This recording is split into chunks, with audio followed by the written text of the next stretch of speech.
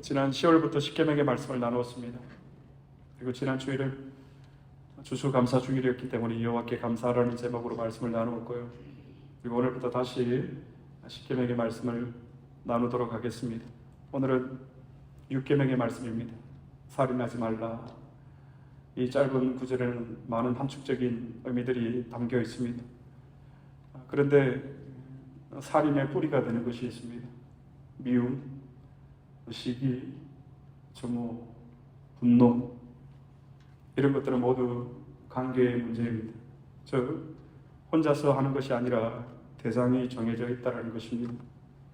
누군가를 미워하고, 누군가에 대해서 분노하고, 누군가를 무시하고, 그런 가운데 우리가 있는 것, 바로 이러한 상태는 모두 살인에 해당이 된다라고 성경은 오늘 우리에게 권면하고 있습니다. 성경을 한번 찾아보겠습니다. 야고보서 3장 9절의 말씀입니다. 야고보서 3장 9절 말씀입니다. 다 같이 봉독하시겠습니다. 이것으로 우리가 주 아버지를 찬송하고 또 이것으로 하나님의 형상대로 지음을 받은 사람을 저주하나니, 이것으로 하나님의 형상대로 지음을 받은 사람을 저주하나니. 여러분, 이것이 무엇일까요? 오늘 이 9절에 앞에 있는 8절에 보면 이것은 곧 사람의 혀를 가리킵니다. 즉, 우리는 하나님을 찬송하는 우리의 입술을 가지고, 우리의 혀를 가지고 하나님의 형상으로 지음을 받은 형제를 미워하고 저주합니다. 저주한다는 말은 여러분, 그 사람이 싫은 거예요. 미워하는 것, 그 사람의 존재를 인정하지 않는 것입니다. 우리가 그 사람이 미워지면 그 사람하고 눈도 마주치고 싶지 않습니다. 저도 그런 경우가 있었습니다. 청년부 사역을 할 때에 정말 늘 불만만 토로하고 하는 일마다 안 된다라고 부정적으로 얘기하는 청년이 한 명 있었습니다. 그런데 그 청년이 임원이었습니다. 임원을 하면서 저는 그 친구의 눈을 마주치지 않았습니다. 그냥 무시한 적이 있었습니다. 한 달 동안.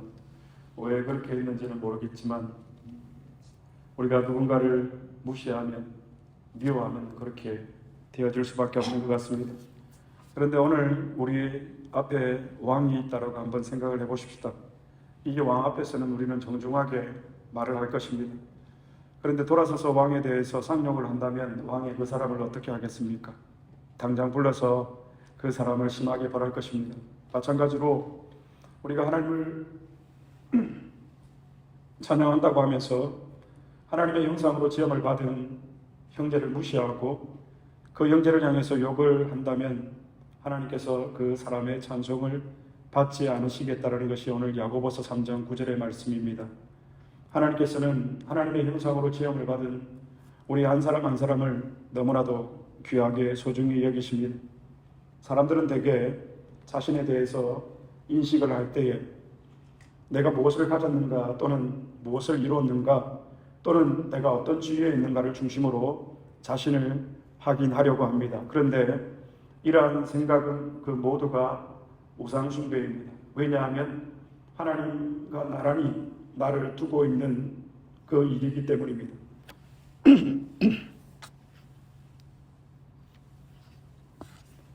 우리 모두는 하나님의 형상으로 지음을 받았습니다, 여러분. 그런데 내가 가진 소유나 내가 이룬 어떤 성과에서 나의 의미를 찾으려고 하는 것은 모두가 우상 숭배라는 사실입니다. 하나님의 형상으로 지음을 받았다라는 이 사실. 그래서 기독교에서 인간론의 출발은 모든 인간은 하나님의 형상으로 지음을 받았다라는 이 사실에서 출발합니다. 빈부 기초를 막론하고 빈부 고하를 막론하고, 그래서 사람이 존귀한 이유입니다. 하나님의 형상으로 지음을 받았기 때문에. 여러분, 한 사람 한 사람이 저와의 이해관계를 떠나서 모두 저에게는 귀한 존재들입니다. 왜냐하면 여러분들은 하나님의 형상으로 지음을 받았기 때문입니다. 인간이 그래서 자신에 대해서 알려면, 나에 대해서 알려면 우리의 원형이 되시는 우리는 하나님께 나아가야 합니다.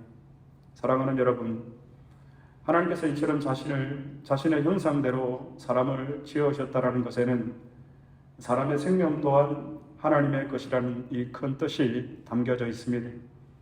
이 땅의 모든 생명은 하나님의 것입니다. 하나님의 소유입니다. 그러므로 이 생명은 하나님의 것이기 때문에 이것을 해치는 사람은 근원적으로 하나님에 대해서 죄를 짓는 것이 됩니다. 동일하게 생명을 존중하지 않고 무시하고 미워하는 것은 하나님의 존재를 무시하고 하나님을 미워하는 행위에 해당이 됩니다. 하나님께서 율법에서 살인을 금하신 이유가 있습니다. 그것은 사람이 하나님의 형상으로 지음을 받았기 때문입니다.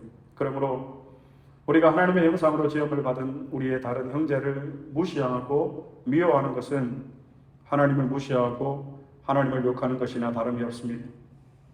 우리가 사는 세상은 반목과 적대감으로 수많은 어려움들을 겪고 있습니다. 서로 상대가 틀렸다라고 주장을 합니다. 내가 맞다라고 주장을 합니다.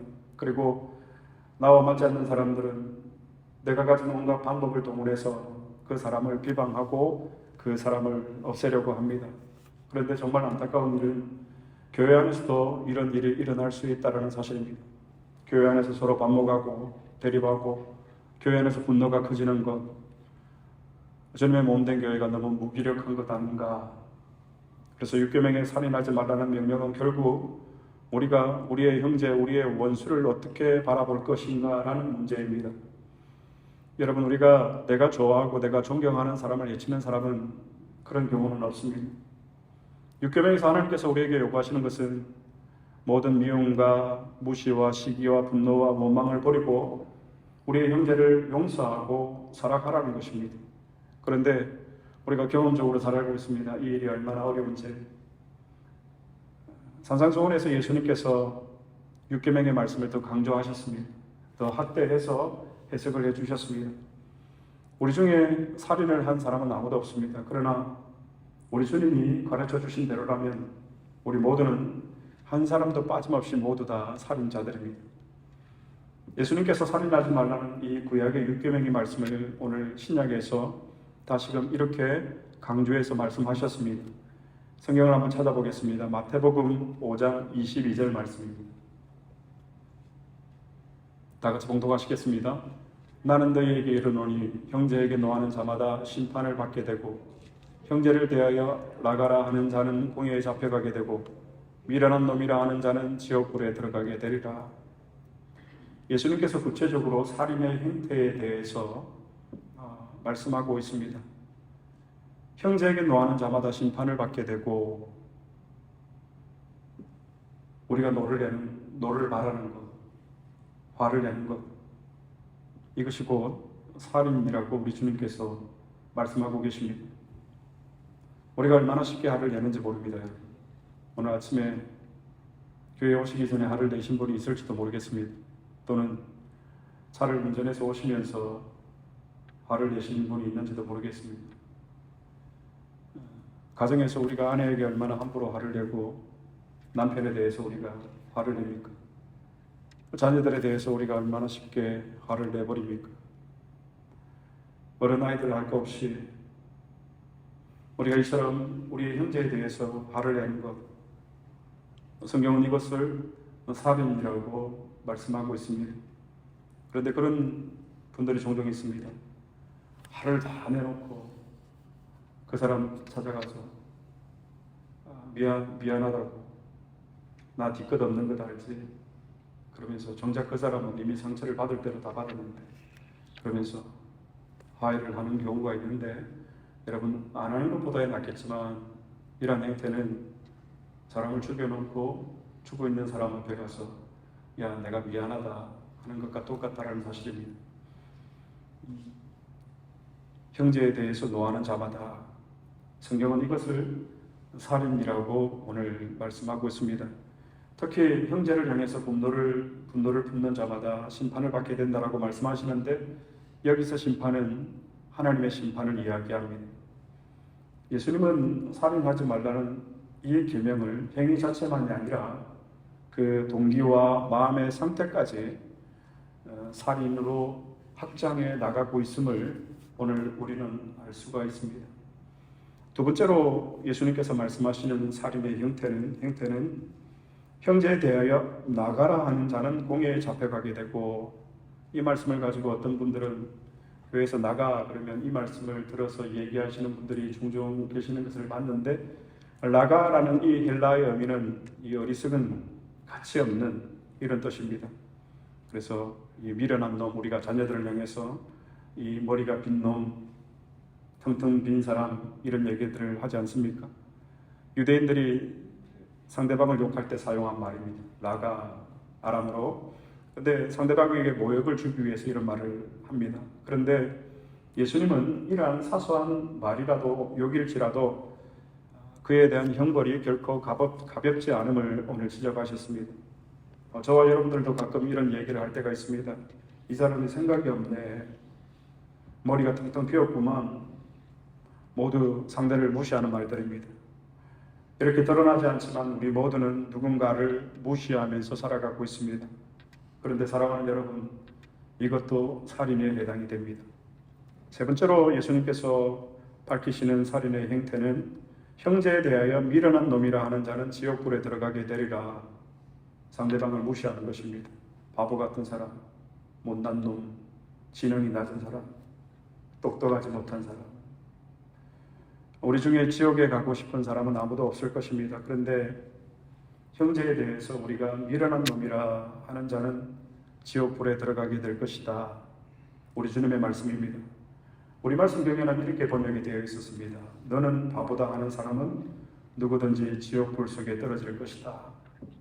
그래서 마태복음 5장 22절의 말씀에 살인의 또 다른 행태를 우리 주님께서 확대해서 해석을 하셨습니다. 미워하고 무시하고 원망하고 분노하는 것, 이 모든 것들이 살인에 해당이 되어진다는 것입니다. 한국에서 9년간 사역한 교회가 있었습니다. 10년차 전에 들어갈 점에 같은 노예에 소속된 교회 목사님으로부터 연락이 왔습니다. 청년부 사역자로 청병을 하고자 한다고 했습니다. 그래서 제가 결정할 수 없는 일이기 때문에 저희 목사님과 얘기를 나누시면 결정이 되면 그렇게 옮기겠다라고 했습니다. 그렇게 목사님 간의 얘기가 잘 되어서 청년부를 맞는 조건으로 사역지를 옮겼습니다. 보임에서 목사님이 청년부에 대해서 대략적인 소개를 해주셨습니다. 지금 청년부가 어려운 시기를 보내고 있는데 소식은 열심히 하라고 하셨습니다. 그러시면서 한 청년에 대해서 얘기를 해주었습니다. 그 청년만 아니면 괜찮을 텐데. 또 청년부 담당 사역자를 만났습니다. 목사님과 똑같은 얘기를 했습니다. 목사님 죄송하지만 쉽지 않을 거라고, 특히 암흑의 청년 때문에 많이 힘들 거라고 그런 얘기를 저에게 했습니다. 부임을 하고 그 청년을 만났습니다. 그리고 1년 동안 새벽마다 그 청년을 위해서 얼마나 울었는지 모릅니다. 할 수 있는 것이 아무것도 없어서 중간에 그런 마음도 들었습니다. 하나님, 저 친구 나도 포기하고 싶습니다. 그런 마음이 들었습니다. 그런데 그때 하나님의 그 세미한 음성이 제 마음에 들려왔습니다. 정 목사, 너 자신을 한번 봐라. 네가 내게 그런 존재였다. 그래서 포기하지 않고 그 친구를 위해서 더 열심히 기도했던 것 같습니다. 사랑하는 여러분, 우리가 하나님의 말씀을 지켜볼 때까지 지켜보다가 더 이상 안 되겠다 싶으면 하나님께서 정 목사, 그래 이제 됐다. 할 만큼 했으니까 이제 됐다. 그렇게 말씀하시면서 이해해 주시고 용서해 주실까요? 사랑하는 여러분, 그래서 우리에게 능력이 나타나지 않는 것입니다. 우리가 용서하고 사랑하는 이 일이 어렵지만은 이 한 번의 나를 꺾음으로 인해서 나의 자아의 죽어짐을 통해서 우리는 그리스도의 십자가의 사랑 그 공로를 조금씩 깨달아 가게 됩니다. 그 깨달음이 우리에게 깨달았을 때에 십자가의 능력, 복음의 능력이 우리 안에서 살아납니다. 그런데 우리가 할 수 없다고 포기해버리는 순간 우리는 그 어떤 능력도 맛볼 수가 없습니다. 우리가 누군가를 미워하고 무시하고 원망하고, 사랑하는 여러분, 예수님의 말씀대로라면 이것은 모두 살인입니다. 우리가 이런 마음을 품고 오늘 이 시간에도 아무렇지도 않게 설교를 하고 예배를 드리고 있습니다. 그런데 하나님이 이 예배를 받으실까요? 모르긴 몰라도 하나님께서 그 예배 드리지 마라. 부모가 마음이 불편한데 자식들이 아무리 좋은 진수성찬을 차려줘도 그 상을 기쁘게 받을 부모가 어디 있겠습니까? 때려치워라. 그 상 차리지 마라. 우리 주님의 마음도 그러지 않을까요, 여러분? 저는 그렇게 생각합니다. 우리가 지금까지는 몰라서 그렇게 살았다라고 생각을 합니다. 하지만 이제는 알았으니까 우리가 이 말씀대로 순종하고 우리의 삶을 고쳐야 합니다. 오늘 이 말씀은 귀로만 듣고 돌아갈 말씀이 결코 아닙니다. 그렇게 돌아갈 생각은 여러분 꿈도 꾸지 마시기를 바랍니다. 성경을 한번 찾아보겠습니다. 이사야 1장 11절로 15절의 말씀입니다. 이사야 1장 11절로 15절의 말씀. 조금 길지만 우리가 다 함께 한 목소리로 봉독하시겠습니다. 여호와께서 말씀하시되 너희의 무수한 재물이 내게 무엇이 유익하며 나는 순양의 번제와 살찐 짐승의 기름에 배불렀고 나는 수송아지나 어린 양이나 순염소의 피를 기뻐하지 아니하노라. 너희가 내 앞에 보이러 오는 이것을 누가 너희에게 요구하였느냐? 내 마당만 밟을 뿐이니라. 헛된 재물을 다시 가져오지 말라. 분양은 내가 가정이 여기는 바요 월삭과 안식일과 대회로 모이는 것도 그러하니 성애와 울러 악을 행하는 것을 내가 견디지 못하겠노라. 내 마음이 너희의 월삭과 정한 절기를 싫어하노니 내게 무거운 짐이라 내가 지기에 곤비하였느니라. 너희가 손을 펼 때에 내가 내 눈을 너희에게서 가리고 너희가 많이 기도할지라도 내가 듣지 아니하리니 이는 너희의 손에 피가 가득함이라. 11절 말씀에 여호와께서 말씀하시되 너희의 무수한 재물이 내게 무엇이 유익하뇨? 나는 순양의 번제와 살찐 짐승의 기름에 배불렀고 너희들 예배드리지 마라. 우리 주님께서 이렇게 말씀하시는 것입니다. 13절에 헛된 재물을 다시 가져오지 말라. 너희들 재물 가져오지 마라. 너희들 나에게 헌금 드리지 마라. 나 필요 없다. 14절 말씀에 내 마음이 너희의 월삭과 정한 절기를 싫어하노니 그것이 내게 무거운 짐이라 내가 지기에 곤비하였느니라. 죄송하지만 이 표현은 너희들의 예배 역겹다, 구역질 난다 이런 표현이에요. 그리고 15절에 너희가 손을 펼 때에 내가 내 눈을 너희에게서 가리고 너희가 많이 기도할지라도 내가 듣지 아니하리니 너희들 기도하지 마라. 새벽마다 모여서 기도하지 마라. 금요일마다 모여서 기도하지 마라. 찬양하지 마라. 내가 듣지 아니하리니 너희의 손에 피가 가득함이라. 이 손에 피가 가득하다라는 이 의미는 직접 누군가를 가해해서 피를 묻히는 것이 아니라 너희에게 죄가 가득하다. 너희의 손에 피가 가득하다. 형제를 미워하고 형제를 무시하고 형제에 대해서 화내고 형제를 원망하고 너희의 손에 피가 가득하다. 저는 사실 지난 주일 살인을 했습니다. 한국의 뉴스를 보다가 대구에서 이단 집회를 했는데 8만 5천 명이 모였다라는 기사를 보았습니다. 이단 대표가 나와서 신천지 만세, 만세, 만세 이 만세 산창을 외쳤습니다. 그때 저도 모르게 제 입에서 이런 말이 툭 튀어나왔습니다. 저 사람은 어떻게 죽지도 않는구나. 이 말은 무슨 뜻일까요? 당신은 빨리 죽어야 돼. 살아서는 안 되는 사람이야. 오늘 예배하러 오신 여러분 중에도 아침에 화를 내시거나 차를 타고 오시면서 화를 내시거나 지난 한 주 어쩌면 사람을 살인하고 지금 여기에 앉아 계신 분들이 있을지도 모르겠습니다. 우리 주님 보실 때 예수님께서 구약의 10계명의 이 율법을 신약에서 더 강조하셨습니다. 강화시켰습니다. 1500년이 지난 후에 예수님께서 이 6계명을 다시금 해석하셨습니다. 얘들아, 겉으로 드러나는 살인하지 않는 정도의 수준으로 너희가 살아서는 안 된다. 그럼 우리가 어디까지 살아야 할까요, 여러분? 형제를 미워하고 형제를 무시하고 형제에 대해서 정오하고 분노하고 원망하고 이것은 다 살인입니다. 사랑하는 여러분, 교회는 하나님의 자녀들의 영적인 열매들이 나타나는 현장이 바로 교회입니다. 교회 안에 전부 내 마음에 드는 사람만 있다면 우리가 어떻게 믿음에 성숙한 하나님의 자녀가 될 수가 있겠습니까? 우리가 누군가를 위해서 아파해 보기도 하고, 여러분, 저는 그 청년을 위해서 1년간 눈물로 기도했습니다. 권사님들이 목사님 무슨 일 있냐고, 왜 새벽마다 그렇게 우냐고, 집사님들이 힘든 일이 있냐고, 아니다고 그 청년을 위해서. 여러분, 나를 힘들게 하는 사람을 위해서 여러분들이 얼마나 기도해 보셨습니까? 나를 어렵게 하는 사람, 나를 미워하고 나를 정하고 나를 비방하는 사람들을 위해서 여러분들께서 얼마나 기도하고 그 사람을 사랑하기 위해서 몸부림쳤습니까? 이 6계명을 어기지 않기 위해서 우리가 얼마나 하나님 앞에서 처절하게 눈물로 기도의 자리에 계셨습니까?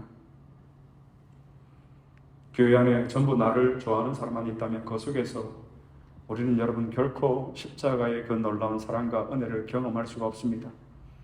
그래서 어쩌면 나를 비방하고 나를 미워하고 나를 저러하는 사람은 우리에게는 축복의 사람일 수도 있어요. 그 사람을 통해서 우리가 주님의 놀라운 십자가의 은혜를 경험하기 때문에, 그래서 감사한 것뿐이에요. 여러분, 말씀을 맺겠습니다. 살인하지 않는 것, 원수를 사랑하고 미워하지 않는 것, 여러분 어려운 일입니다. 순교하는 일보다 더 어려운 일이 아닐까. 어떻게 보면 칼로 목베임을 당하거나 이렇게 단번에 순교를 당하는 것보다 우리가 계속해서 일평생 하나님 앞에 올려드려야 할 제단의 산제물이 되어서 살아가는 이 형제를 사랑하고 용서하는 이 일, 어려운 일입니다. 저에게도 마찬가지입니다. 설교 한 편을 준비하는 것보다 이 일이 저에게는 더 어렵습니다. 나를 핍박하는 사람을, 나를 무시하는 사람을, 나를 비방하고 나에게 노를 바라는 사람을 사랑하는 일은 누구가에게는 정말 어려운 일입니다. 그런데 사랑하는 여러분, 우리 주님이 이것을 순종하라고 말씀하십니다. 율법은 1.1핵이라도 여러 번 패하지 않습니다. 우리가 생각했던 이 6계명의 말씀을 우리는 다 지키고 있다라고 여겨왔지만 오늘 1500년이 지난 시간 우리 주님께서 이 6계명을 다시금 재해석하실 때에 우리의 마음이 무너질 수밖에 없는 이유입니다. 제가 청년 이야기를 잠시 했지만 그때 하나님이 이렇게 말씀하시는 것 같았습니다. 그를 사랑하는 일이 어렵다고 그러면 안 할 거니, 포기할 거니, 내가 너를 포기하지 않았는데. 여러분, 어렵다고 안 하면 안 됩니다. 어렵다고 안 하면 우리에게는 이 그리스도의 흔적이 생기지가 않습니다. 훗날 우리가 천국 문 앞에 가서 우리가 주님을 뵐 텐데 주님께서 그리스도의 흔적이 어디 있냐라고 우리에게 물으실 때에 여러분, 우리에게 이 그리스도의 흔적이 없으면 정말 곤란합니다. 목회를 하면서 저의 가장 큰 숙제가 이것입니다. 교회 부흥을 이야기하는 분도 있습니다. 물론 교회가 건강하게 성장하는 것 저의 큰 바람 중에 하나입니다. 그런데 저는 사랑할 수 없는 사람을 사랑하고 용서할 수 없는 사람을 용서하고 억울한 일을 당해도 누차하게 변명하지 않고 항상 겸손하게 낮은 자세로 이 교회와 교회를 섬기는 이 일, 이것이 저에게 있어서 가장 큰 기도의 제목입니다. 그런데 나의 자아가 살아서는 이 기도의 제목대로 살아갈 수가 없습니다. 내가 죽어야만 이루어질 수 있는, 할 수 있는 일들입니다. 그래서 우리는 오늘도 나는 죽노라 매일마다 그렇게 기도해야 합니다. 우리를 무시하고 우리를 미워하는 사람, 여러분 얼마든지 있을 수 있습니다. 우리를 비방하는 사람 있을 수 있습니다. 안디옥 교회를 비방하는 사람 있을 수 있습니다. 그때마다 우리 여러분 변명하지 맙시다. 왜? 주님이 그렇게 하라고 명령하셨기 때문입니다. 사랑하는 여러분, 이제 우리가 이 말씀을 붙들고 6계명의 말씀을 붙들고 다시 한번 결단하시기를 축복합니다. 살인하지 말라. 살인하지 마시기 바랍니다. 형제를 미워하지 마시기 바랍니다. 형제를 무시하지 마시기 바랍니다. 형제를 원망하지 마시기 바랍니다. 이것을 풀어야 우리가 예수님의 사람이 됩니다. 이것을 우리가 풀어야 하나님의 능력이 우리에게 임하고 우리의 교회에 임합니다. 이것을 풀어야 우리의 범사가 형통합니다. 제가 한번 기도하겠습니다. 고모신 하나님 아버지, 감사합니다. 살인하지 말라라는 이 계명을 받을 때마다 극구 나는 해당이 되지 않는다라고 생각을 해왔지만 1500년이 지난 시간에 우리 주님께서 다시금 이 계명을 재해석하심으로 우리의 경고했던 자아가 판판이 무너짐을 깨닫습니다. 하나님 아버지, 형제를 미워하고 형제를 무시하고 형제를 원망하고 아내에게 화를 내고 남편에게 화를 내고 자녀들에게 노를 바라는 것, 이것이 곧 살인이라고 우리 주님께서 말씀하셨습니다. 우리의 손에 이토록 피가 가득함에도 불구하고 우리가 주님 앞에 나와서 주님을 예배한다고 했습니다. 주님, 우리를 긍휼히 여겨 주시옵소서. 우리가 사랑할 수 있을 때까지 사랑해 보다가 되지 않으면 포기하는 경우가 또 있습니다. 아버지, 주님 오시는 그날까지 주님이 나를 포기하지 않으셨듯이 우리도 우리 형제에 대해서, 우리의 자매에 대해서, 우리의 지체들에 대해서 포기하지 않고 사랑하고 용서할 수 있는 마음으로 하나님 앞에 나아가서 예배하기를 원합니다. 주님, 우리가 이것을 풀어야 우리가 진정한 그리스도인이 됩니다. 우리가 이 문제를 풀어야 우리에게 하나님의 능력이 임합니다. 우리가 이 문제를 풀어야 우리의 범사가 형통함을 믿습니다. 성령이여, 우리 가운데 말씀하여 주시고 이 한 주 동안 이 말씀이 기억나게 해주시고 살인하지 않는 것이 무엇인지를 정확하게 깨달아서 그 말씀대로 살아서 그리스도의 흔적을 가지고 우리가 만나서 하나님을 다시 예배할 수 있도록 하나님 우리를 축복하여 주옵소서. 감사드리고 우리 주 예수 그리스도의 이름으로 기도드리옵나이다. 아멘.